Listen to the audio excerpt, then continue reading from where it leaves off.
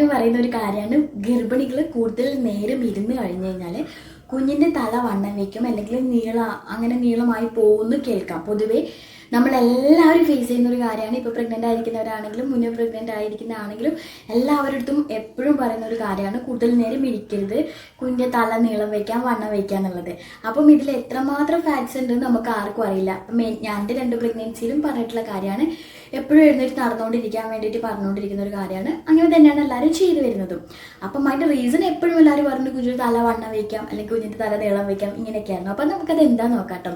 ശരിക്കും പറഞ്ഞു കഴിഞ്ഞാൽ ഒരു കുഞ്ഞിൻ ജനിക്കുമ്പം ആ കുഞ്ഞിൻ്റെ തല വണ്ണം വെച്ചിട്ടാണ് അല്ലെങ്കിൽ വളരെ നീണ്ടിട്ടാണ് എന്നുള്ളത് ഡെഫിനറ്റ്ലി ഏറ്റവും എപ്പോഴും എല്ലാവരോടും പറയാനുള്ളൊരു കാര്യം ജനറ്റിക്കലി ആണ്. നമ്മളുടെ ജന്മനാല് നമ്മുടെ അച്ഛനോ അമ്മയ്ക്കോ അല്ലെങ്കിൽ ഗ്രാൻഡ് പാരൻസ്, അച്ഛനോ അമ്മ, ഇവർക്ക് ആർക്കെങ്കിലും അങ്ങനെ ഒരു ഇതുണ്ടെങ്കിൽ ആ രീതിയിലായിരിക്കും കുഞ്ഞിൻ്റെ തല വണ്ണം വെച്ചിട്ടുണ്ടാവും അല്ലെങ്കിൽ നീളം വെച്ചിട്ട് വരാം. ഇത് നോർമലായിട്ടുള്ള കാര്യമാണ്. അത് കുഞ്ഞ് ജനിച്ച് നമ്മൾ ഒരുപാട് ഇരുന്നതിൻ്റെ പേരിൽ അല്ലെങ്കിൽ നമ്മൾ ത്രൂ ഔട്ട് പ്രഗ്നൻസിയിൽ ഇരുന്നതിൻ്റെ പേരിലാണ് ഇത് എന്ന് പൊതുവേ ചില വീട്ടിലുള്ള ആൾക്കാർ പറഞ്ഞു കേൾക്കാം അല്ലേ. നമ്മളിപ്പോൾ ഡെലിവറി കഴിഞ്ഞ് കിടക്കുന്ന സമയത്ത് കുഞ്ഞ് തല വലുപ്പുണ്ടാകും പറയും ഇങ്ങനെ ഇരുന്നിട്ടാണെന്നൊക്കെ. ഒരിക്കലും അത് അങ്ങനെയല്ല കേട്ടോ. നമ്മൾ ജനറ്റിക്കലി അങ്ങനെ നമ്മുടെ ഫാമിലിയിൽ ആർക്കെങ്കിലും ഉണ്ടെങ്കിൽ മസ്റ്റായിട്ടാണ് സംഭവിക്കും.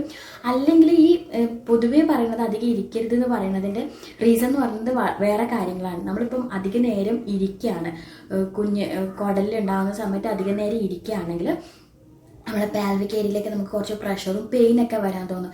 ഡെഫിനറ്റ്ലി എനിക്ക് എക്സ്പീരിയൻസ് ആയിട്ടുള്ള കാര്യം കേട്ടോ. ഞാൻ അങ്ങനെ കുറേ ഒന്നും ഇരുന്നിട്ടില്ല, പക്ഷേ എനിക്ക് കുറേ അങ്ങോട്ട് എത്തിയപ്പോൾ ഫസ്റ്റ് പ്രഗ്നൻസിയിൽ ഭയങ്കര വെയിറ്റ് ആയിരുന്നു മോള്.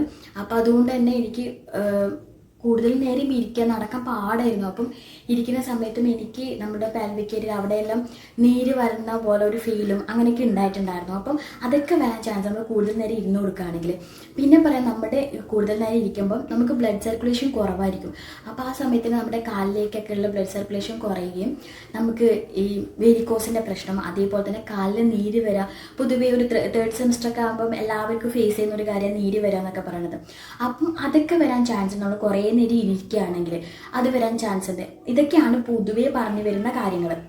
പിന്നെ പൊതുവേ നമ്മളിങ്ങനെ നടക്കാതെ ഇങ്ങനെ ഇരിക്കുകയാണ് ചെയ്യുന്നതെങ്കിൽ നമ്മൾക്ക് എല്ലാ പ്രശ്നങ്ങളും നമ്മൾക്കാട്ടോ വരും. അപ്പോൾ കുഞ്ഞിന് അങ്ങനെയും ഒരു അമ്മ ഇരുന്നതിൻ്റെ പേരിൽ കുഞ്ഞിന് ഇങ്ങനെയൊക്കെ പ്രോബ്ലംസ് ഉണ്ടോയെന്ന് ശാസ്ത്രീയമായിട്ട് ഒന്നും പറഞ്ഞില്ല. കുഞ്ഞ് തല നീളം വയ്ക്കും അല്ലെങ്കിൽ വെയിറ്റ് കുറച്ച് വലിപ്പം വയ്ക്കും, അങ്ങനെ ഒന്നും എവിടെയും ശാസ്ത്രീയമായിട്ട് പറഞ്ഞിട്ടില്ല. പക്ഷേ അമ്മയ്ക്ക് ഒരുപാട് പ്രശ്നങ്ങൾ ഉണ്ടാകാൻ ചാൻസ് ഉണ്ട് കേട്ടോ. കുറേ ഇങ്ങനെ ഇരിക്കുകയാണ്. ഇപ്പം ഞാൻ മുന്നേ പറഞ്ഞു വെരിക്കോസ് പെയിൻ അതുപോലത്തെ സംഭവങ്ങൾ വരാം. അതേപോലെ ഏറ്റവും ഇമ്പോർട്ടൻ്റ് ആയിട്ടുള്ള കാര്യം എന്താണെന്ന് അറിയോ, ദഹനം കുറയും. നമുക്ക് ഓൾറെഡി നമ്മുടെ ഇങ്ങനെ കൂടി വരുന്ന സമയത്ത് തന്നെ നമ്മുടെ ദഹനം ഓൾറെഡി നമ്മുടെ അവയവങ്ങളൊക്കെ ഒന്ന് ഒതുങ്ങുന്നത് കൊണ്ട് തന്നെ നമുക്ക് ദഹനം കുറച്ച് ബുദ്ധിമുട്ടായിരിക്കും.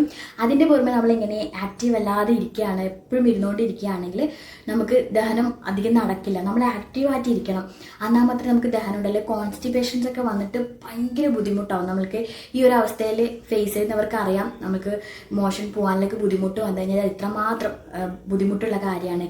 അപ്പം മസ്റ്റായിട്ട് നമ്മളൊരു 10 മിനിറ്റ് ഇരുന്നിട്ടുണ്ടെങ്കിൽ ഒരു 5 മിനിറ്റെങ്കിലും നടക്കാൻ വേണ്ടി ശ്രമിക്കുക. അതേപോലെ ഒരു ദിവസം ഒരു അരമണിക്കൂറെങ്കിലും രാവിലെയും വൈകുന്നേരവും ആയിട്ട് കുറച്ച് നടക്കാൻ വേണ്ടി ശ്രമിക്കുക. അപ്പം നമ്മളുടെ ബോഡി ആക്റ്റീവ് ആവും.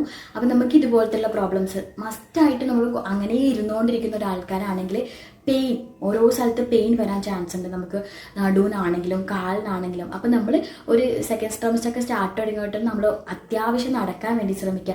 നമ്മൾ ഈ അത്യാവശ്യം നടക്കാൻ വേണ്ടിയിട്ടാണ് പണ്ടുള്ള ആൾക്കാർ കുഞ്ഞിന് തല വലുതാവും അല്ലെങ്കിൽ നീളം വയ്ക്കും ഇങ്ങനെയൊക്കെ പറയുന്നത്. ശരിക്കും പറഞ്ഞു കഴിഞ്ഞാൽ ഇമ്പോർട്ടൻസ് എന്ന് പറയുന്നത് നമ്മുടെ ബോഡിക്ക് കൊടുക്കുക എന്നുള്ളതാണ്. നമ്മുടെ ബോഡി ആക്റ്റീവ് ആയിരിക്കുമ്പോൾ മാത്രമേ, പിന്നെ നമ്മൾ ആക്റ്റീവ് ആയിരിക്കുമ്പോൾ മാത്രമേ നമ്മുടെ കുഞ്ഞും ആക്റ്റീവ് ആവുമെന്ന് പൊതുവേ പറയട്ടോ. അതിൽ വളരെയൊക്കെ കാര്യമുണ്ട് കേട്ടോ. കാരണം നമ്മൾ നല്ലോണം പാട്ട് കേട്ടുകൊണ്ടിരിക്കുകയാണെങ്കിൽ കുഞ്ഞിന് പുറത്ത് വന്ന പാട്ടിനോട് ഇഷ്ടമുണ്ടാവും, ഡാൻസിനോട് ഇഷ്ടമുണ്ടാവും. അതേപോലെ തന്നെ നമ്മൾ ആക്റ്റീവായിരിക്കുകയാണെങ്കിൽ കുഞ്ഞും നല്ല ആക്റ്റീവായിരിക്കും.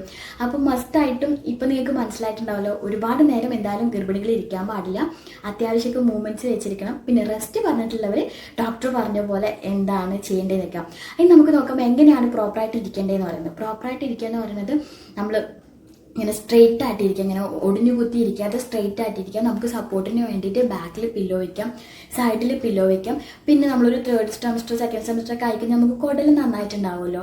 അപ്പോൾ പൊതുവെ ബ്ലഡ് സർക്കുലേഷൻ താഴേക്ക് കുറയുന്നതുകൊണ്ട് നമുക്ക് കാല് നീട്ടി വെച്ചിരിക്കുന്നത് വളരെ നല്ല കാര്യം കേട്ടോ. അപ്പോൾ നീര് വരുന്നതിനായാലും നമുക്ക് ബ്ലഡ് സർക്കുലേഷൻ ലെവലാവാനും ഒക്കെ നല്ല കാര്യമാണ്. അപ്പം കാല് നന്ന ഉയർത്തി വെക്കാനുള്ള ഒരു പാകത്തിൽ നീട്ടി വെക്കുന്നതും വളരെ നല്ല കാര്യമാണ്. ഈ ഒരു രീതിയിൽ ഇരിക്കുന്നതാണ് പ്രോപ്പറായിട്ടുള്ള കാര്യം. അതേപോലെ കിടക്കുമ്പോഴായാലും അത് എഴുന്നേൽക്കുമ്പോഴായാലും എല്ലാം നന്നായിട്ട് നമുക്കൊരു ശരിയായൊരു പൊസിഷൻ ഉണ്ടെങ്കിൽ മാത്രമേ നമ്മളെ ബോഡിക്ക്, നമ്മൾ പെട്ടെന്ന് കിടന്നിടത്തുനിന്ന് എഴുന്നേൽക്കുകയാണെങ്കിൽ നമുക്ക് നടുവിന് വേദനയൊക്കെ വരാൻ ചാൻസ് ഉണ്ട്. അപ്പം എല്ലാം നല്ലൊരു പൊസിഷനിൽ ചെയ്യുന്നത് വളരെ നല്ല കാര്യമാണ്. ഇതിൻ്റെ പേരിൽ നമ്മളിപ്പം ഇരുന്ന് പോയതിൻ്റെ പേരിൽ നമ്മൾ കിടക്കുമ്പോൾ പെട്ടെന്ന് എഴുന്നേറ്റതിൻ്റെ പേരിലൊന്നും കുഞ്ഞിനൊന്നും ഒരു പ്രോബ്ലം ഉണ്ടാവില്ല. നമ്മൾക്ക് ബോഡി പെയിൻ നമ്മളുടെ പ്രശ്നങ്ങളെ ഉണ്ടാവുള്ളൂ. അപ്പോൾ നിങ്ങൾക്ക് തീർച്ചയായിട്ടും ഈ വീഡിയോ ഇൻഫോർമേറ്റീവ് ആയിട്ടുണ്ടെന്ന് വിചാരിക്കുന്നു. ഇഷ്ടമായിട്ടുണ്ടെങ്കിൽ തീർച്ചയായിട്ടും ലൈക്ക് ചെയ്യാനും അതേപോലെ തന്നെ സബ്സ്ക്രൈബ് ചെയ്ത് വെക്കാനും മറക്കല്ലേ.